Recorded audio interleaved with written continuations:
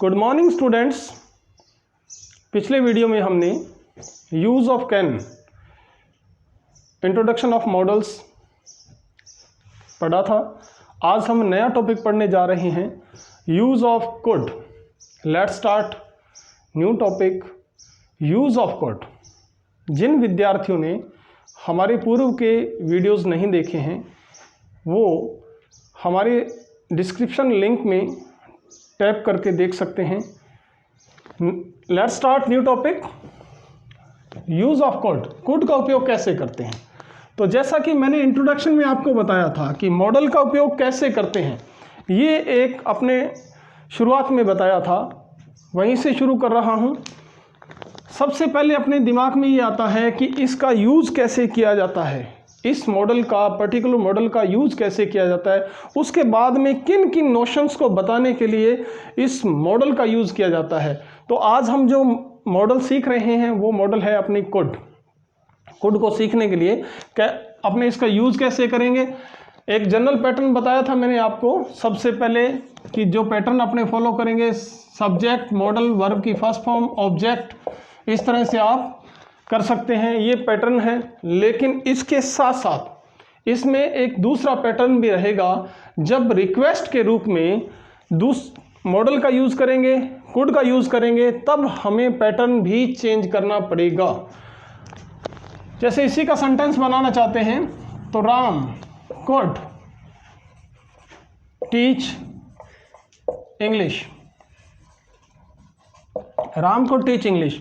आप इसको देख सकते हैं, Ram could teach English. Ram subject है, मॉडल अपना कुड है, वर्ब की फर्स्ट फॉर्म आपके सामने टीच है, इंग्लिश आपका ऑब्जेक्ट है। तो हमने इस जनरल पैटर्न को यहाँ पे फॉलो कर दिया है। इसके अलावा यहाँ पे पैटर्न चेंज भी होगा। मैंने आपको फर्स्ट वीडियो में ये कहा था कि आपको जहाँ तक जनरली ये पैटर्न फॉलो करेंगे, जहाँ परिवर्तन होगा वहाँ पे आपको बता दिया जाएगा। तो अब दूसरी बात आपके दिमाग में आएगी कि किन किन नोशंस को बताने के लिए हम कुड का उपयोग करते हैं। फर्स्ट नोशन है पास्ट ऑफ। कहाँ कहाँ यूज करते हैं? Past of can. Past of can क्या होता है? कुड होता है। पास्ट ऑफ कैन क्या होता है? कुड होता है। जहां पे भी आपको कुड का उपयोग करना है as past of can, past can के पास्ट के रूप में कुड का उपयोग करना है, वहां पर आपको कैसे यूज करना है? जैसे मैं एक सेंटेंस लेता हूं, आप नरेशन पढ़ते हैं, Ram said to me, Ram said to me I can teach you, I can teach you. अपने नरेशंस का वीडियो अलग से लेंगे। यहाँ पे एक एग्जाम्पल लिया है। अपने नरेशंस जब सीखते हैं तो ये बात आती है कि जब रिपोर्टिंग वर्ब पास्ट टेंस में है तो रिपोर्टेड स्पीच का टेंस बदलता है। यहाँ पे सेड शब्द लिखा हुआ है, सेड वर्ब है, अर्थात ये पास्ट सिंपल है। रिपोर्टिंग वर्ब पास्ट में है तो रिपोर्टेड स्पीच का टेंस बदलेगा, कैन का कुड होगा। जहां पे भी कैन का पास्ट करना है अपने को कुड ही करना पड़ेगा। तो यहां पे इसका सॉल्यूशन क्या हो जाएगा? Ram told me that he could, can का पास्ट क्या हो जाएगा? Could teach me. अपने यहां पे कैन का पास्ट क्या किया? कुड किया। अर्थात मैं आपको पहली बात अपनी शुरू हो चुकी है, पहला पॉइंट अपना ये आया कि पास्ट ऑफ कैन, जहाँ पे भी कैन का पास्ट करना है वहाँ पे अपने को कुड का यूज़ करना है। Second point, past of could, past of can. जहाँ तक बात है पास्ट ऑफ कैन का पास्ट क्या होता है? कुड होता है। दूसरी बात अपने करते हैं past ability,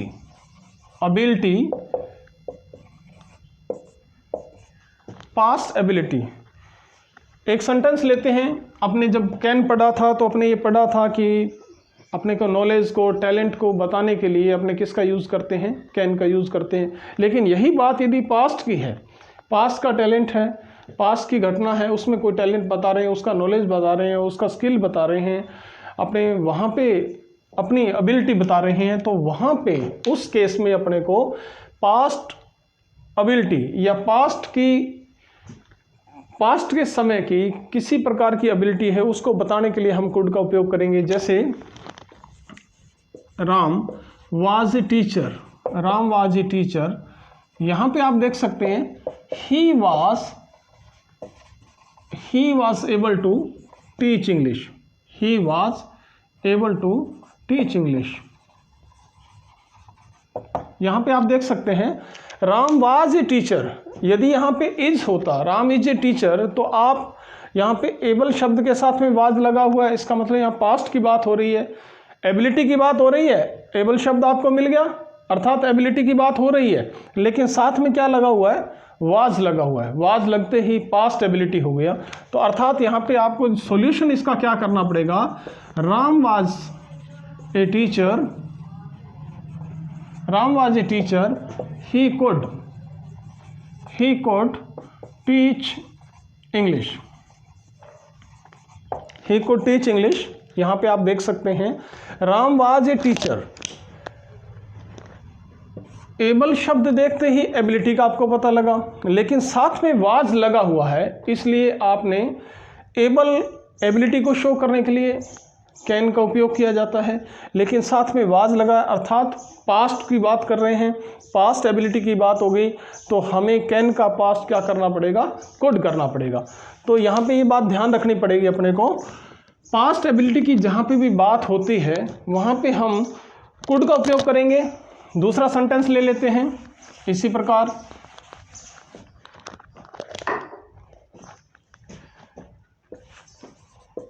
Ram had ability, Ram had ability to win the race. एक सेंटेंस है, राम हैड एबिलिटी, यहाँ पे हैज़ आता, प्रेजेंट की बात होती तो अपने कैन का उपयोग करते, लेकिन हैज़ हैव का पास्ट हैड होता है, एबिलिटी के साथ में आपको क्या शब्द मिल गया, हैड मिल गया, अर्थात पास्ट की बात हो रही है, पास्ट की बात हो रही है, तो आपको यहाँ पे किसका यूज़ करना पड़ेगा, Ram could win the race, Ram could win the race. ये इसका सॉल्यूशन हो गया।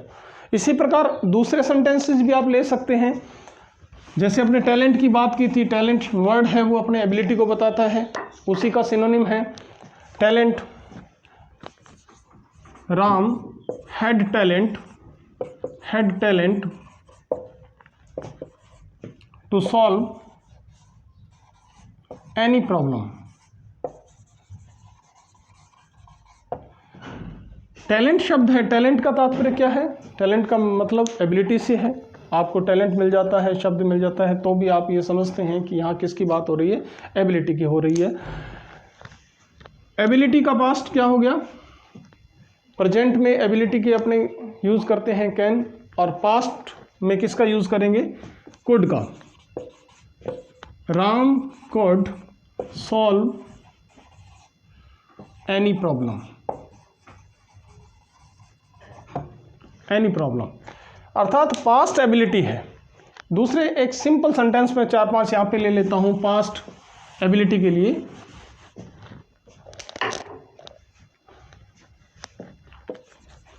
Ram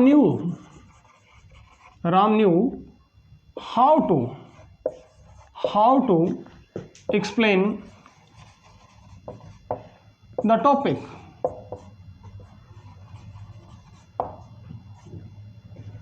Ram knew how to explain the topic. अब इसी की अपने यहाँ पे किसी मॉडल का उपयोग करना है। हाउ टू मैंने आपको बताया था एक स्ट्रक्चर होती है, वो अपने स्किल या योग्यता को बताने के लिए जिसका यूज़ किया जाता है, लेकिन यहाँ पे पास्ट की बात हो रही है, तो Ram could explain the topic. How to, इसी प्रकार आप नॉलेज की बात है, नॉलेज की बात है तो उसके भी कर सकते हैं। जैसे बहुत सारी बातें आती हैं कि when he was in 10th class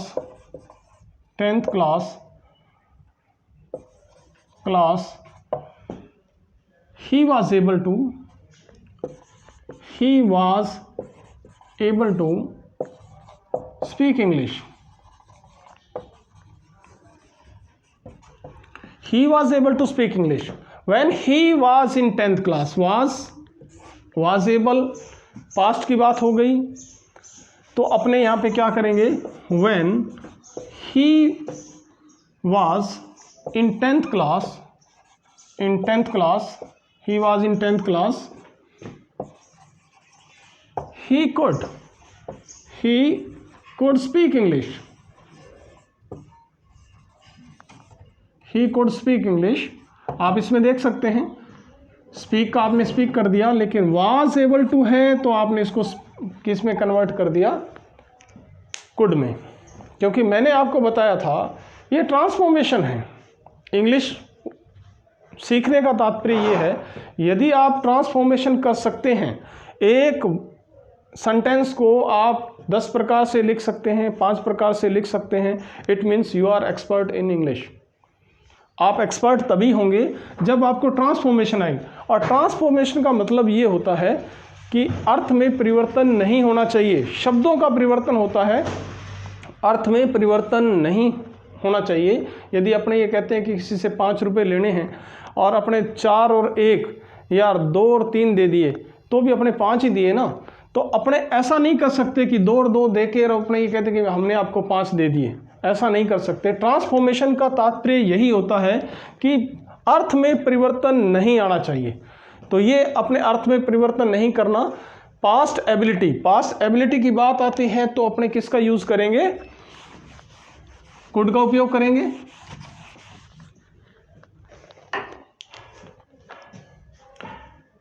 तीसरी बात करते हैं पास्ट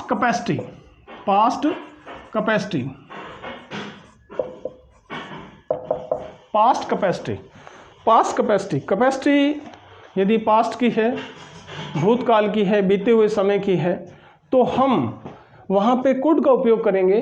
जैसे वर्तमान में, प्रेजेंट में अपने किसका यूज़ करते हैं, कैन का करते हैं, उसी प्रकार पास्ट में किसका यूज़ करेंगे, कुड का करेंगे। जैसे Ram was a strong boy,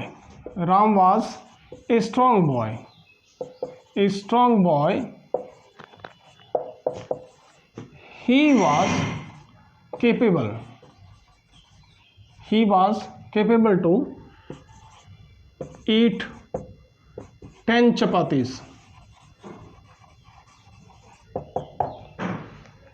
मान लिया एग्जाम्पल है ये, Ram was a strong boy, Ram एक मजबूत लड़का था, he was capable to eat 10 chapatis. अब इसका अपने सॉल्यूशन करना है, इसकी ट्रांसफॉर्मेशन करना है। You have to rewrite the sentence using correct modal. आपको यहाँ पे मॉडल का यूज़ करना है। तो अपने यहाँ पे जिस मॉडल का डिस्कशन कर रहे हैं वो मॉडल है कुड। और पास्ट कैपेसिटी की बात हो रही है। यदि आपको कैपेबल शब्द मिल गया, कैपेसिटी मिल गया, it means you have to use could. आपको कुड का यूज़ करना है, और यूज़ कैसे करना है, Ram was a strong boy, इसमें तो कोई चेंज नहीं हो सकता। यहाँ पे आप चेंज कर रहे हो, इसके बराबर कोई ऐसे शब्द का उपयोग कर रहे हो, ही वाज कैपेबल, इसके स्थान पे आप यूज़ कर रहे हो, तो एक अपने को तो बराबर ही यूज़ करना पड़ेगा, अपने को बराबर पावर का बराबर नियमानुसार यूज़ करना पड़ेगा। तो यहाँ पे किसका यूज़ करेंगे, कुड का यूज़ कर दिया, could. He could eat 10 chapatis.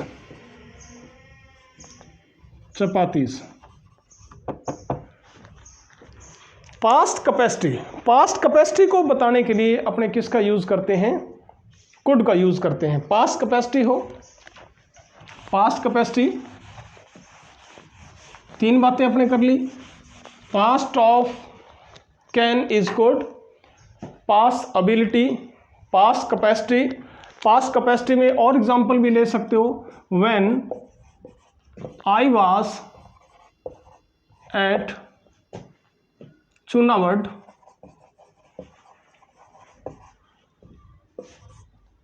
I had energy to lift this box.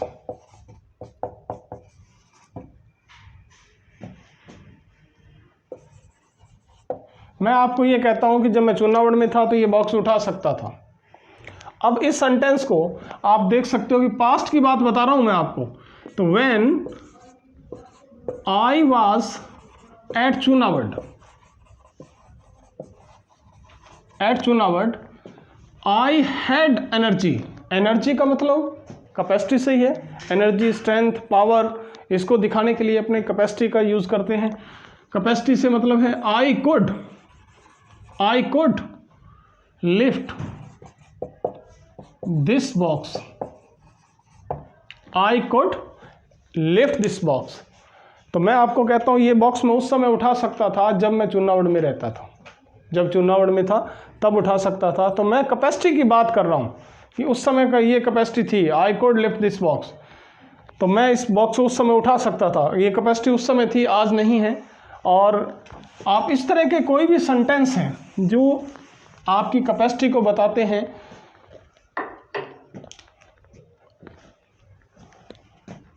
तीसरा पॉइंट, अपने कितनी बातें डिस्कस हो गई? Past of can, past ability, past capacity, और तीसरा पॉइंट अपने करने जा रहे हैं polite request. Polite request students, now you are going to learn here new pattern. अब आपको यहाँ पे नया पैटर्न यूज करना पड़ेगा, क्योंकि यहाँ पे आप पहले आपने जनरल पैटर्न यूज किया था। I could run fast, I could eat chapatis, I could lift that box और this box, I could drive bike. ये सारी की सारी पास्ट की बातें थी और जनरल पैटर्न था। लेकिन पोलाइट रिक्वेस्ट का पहली बात तो ये है कि इसका पास्ट से कोई संबंध नहीं है। पास्ट से संबंध नहीं है। यहाँ पास्ट से कोई संबंध नहीं है। You can use in present, और प्रेजेंट में ही इसका यूज किया जाता है। पहली बात तो ये कि इसका पास्ट से कोई संबंध नहीं है। You have to use in present. आपको प्रेजेंट में यूज करना है। और कैसे यूज करना है? अब प्रेजेंट में यूज करना है तो रिक्वेस्ट के लिए। रिक्वेस्ट का अपने सेंटेंस समान एक सेंटेंस लिख देता हूं। You are requested to help me. ये एक सेंटेंस है। You are requested to help me, कि मैं आपसे निवेदन करता हूं कि आप मेरी मदद करें। अब आप इसको कुड का उपयोग करते हुए लिखना चाहते हैं। कुड का उपयोग करते हुए लिखना चाहते हैं तो आपको सबसे पहले सेंटेंस पैटर्न, पहली बात आपको बता दिया, जब कुड का उपयोग पोलाइट रिक्वेस्ट के लिए करते हैं तो इसका पास्ट से कोई संबंध नहीं है, अर्थात प्रेजेंट में इसका यूज करते हैं।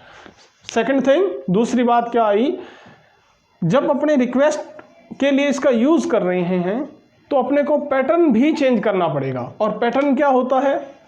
जब भी रिक्वेस्ट करते हैं तो मॉडल को, जब मॉडल का यूज करते हैं, किसी भी मॉडल का यूज करते हैं तो उस मॉडल को बाहर निकालते हैं।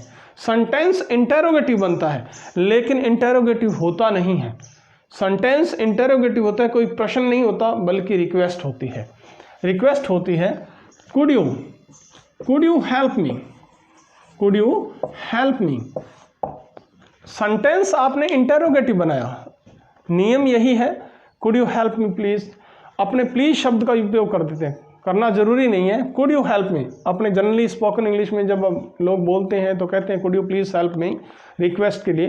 तो कुड यू हेल्प मी, तो ये अपने आप में ही रिक्वेस्ट है, कुड यू हेल्प मी। अब आप यहाँ देखिए पैटर्न बदल दिया, कुड को बाहर निकाल दिया, फिर सब्जेक्ट है, फिर वर्ब आया है, और लास्ट में आपके in the end of sentence you find sign of interrogation. आपका यहाँ पैटर्न चेंज हो चुका है। पैटर्न चेंज हो गया और आप इसका पास से कोई संबंध नहीं है। और भी इसके उदाहरण ले लेते हैं, मैं आपसे डिस्कस कर लेता हूँ।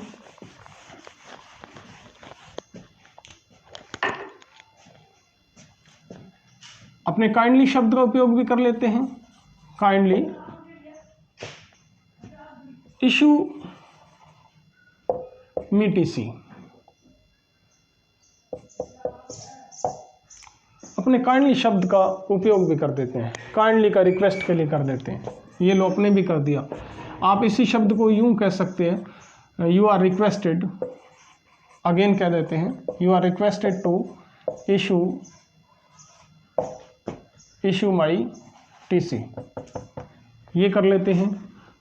उसी को अपने दूसरी भाषा में I request you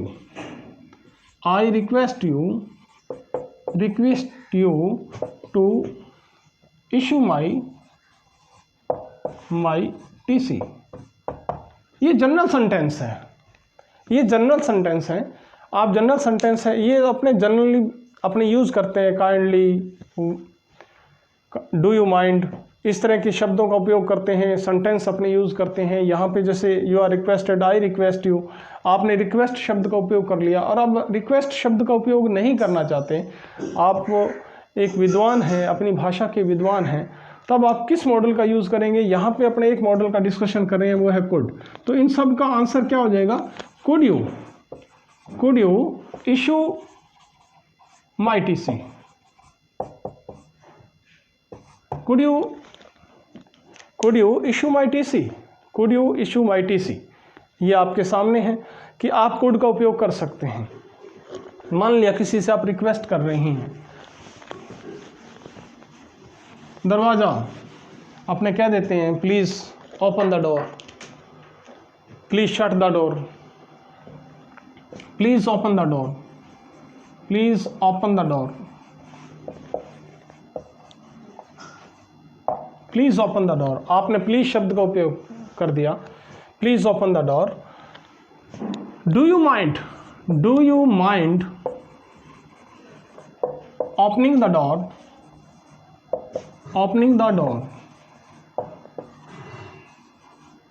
do you mind opening the door.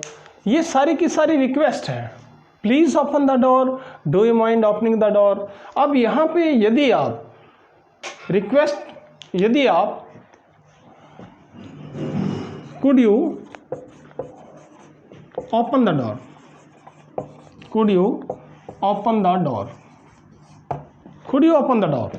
यदि आप could का उपयोग करना चाहते हैं तो तरीका क्या रहेगा? could बाहर आएगा, could you open the door।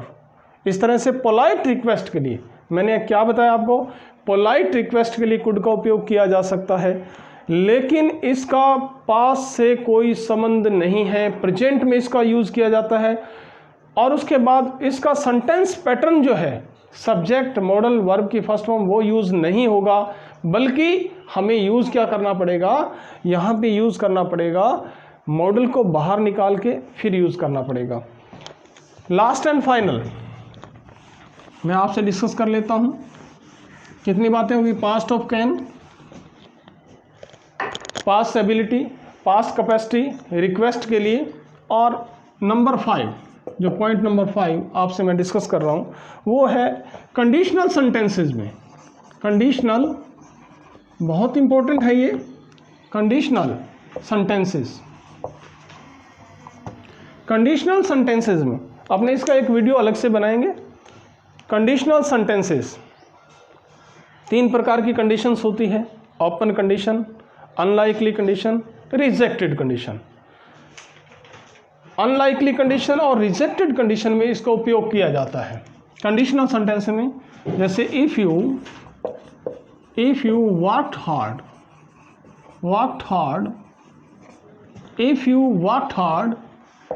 You could pass. इसी प्रकार ये अनलाइकली कंडीशन है, if you had worked hard you could have passed। आप यहाँ पे देख सकते हैं, if you worked hard, यदि आप मेहनत करते तो पास होते। यदि आप मेहनत, इसका सीधा सा अर्थ ये है कि यदि आप मेहनत करोगे तो पास हो जाएंगे, लेकिन इसमें भावार्थ यही होता है कि न तो मेहनत करनी है न पास होना है। तो ऐसी स्थिति में अनलाइकली कंडीशन का उपयोग किया जाता है, if you work hard you could pass. यहाँ पे कुड मॉडल का उपयोग किया जा सकता है। कुड के अलावा माइट का भी किया जा सकता है, वुड का भी किया जा सकता है। अपने यहाँ कुड को लर्न कर रहे हैं तो अपने कुड की बात कर रहे हैं। यहाँ पे आप देख लीजिए, if you had worked hard, यदि आपने मेहनत की होती, रिजल्ट आने के बाद में यदि आपने मेहनत की होती तो आप पास होते। यू कुड हैव पास्ड, यहाँ पे भी थर्ड फॉर्म है कुड हैव, लेकिन नियम आप ये देख सकते हैं, रूल है, कुड के बाद वर्ब की फर्स्ट फॉर्म आई है, उसके बाद में वर्ब की थर्ड फॉर्म है। कुड के बाद हैव आया है, मॉडल के बाद हमेशा हैव आता है, कभी हैज़ नहीं आता। यहाँ पे हैव आया आप देख सकते हैं, उसके बाद वर्ब की थर्ड फॉर्म आई है, क्योंकि हैव, हैज़, हैड के बाद यदि वर्ब आती है तो उसका थर्ड फॉर्म आता है, ये रूल है। यहाँ पे आप देख सकते हैं कंडीशनल सेंटेंस में, मैं फिर एक बार फिर आपसे कंडीशनल सेंटेंस का अपने अलग से वीडियो बनाएंगे। मैं थोड़ा सा सम अप कर देता हूँ। कुड का उपयोग कहाँ कहाँ किया जाता है? कुड का उपयोग पास्ट ऑफ कैन, मैंने एक नरेशन का उदाहरण लिया था, पास्ट एबिलिटी के लिए, पास्ट कैपेसिटी के लिए, पोलाइट रिक्वेस्ट के लिए, और उसके बाद कंडीशनल सेंटेंसेस में। कंडीशनल सेंटेंसेस में आप देख सकते हैं, आप सारी बात क्लियर हो जाती है। जो आप नहीं कर पाए उसको दर्शाने के लिए भी अपने किसका उपयोग करते हैं? रिजेक्टेड कंडीशन में, अनफुलफिल्ड कंडीशन में इसका यूज़ किया जाता है, आप यहाँ देख सकते हैं। तो इस प्रकार कुड मॉडल का अपने यूज़ कर सकते हैं। प्रिय विद्यार्थियों, इस प्रकार से आप कुड मॉडल का यूज़ कर सकते हैं।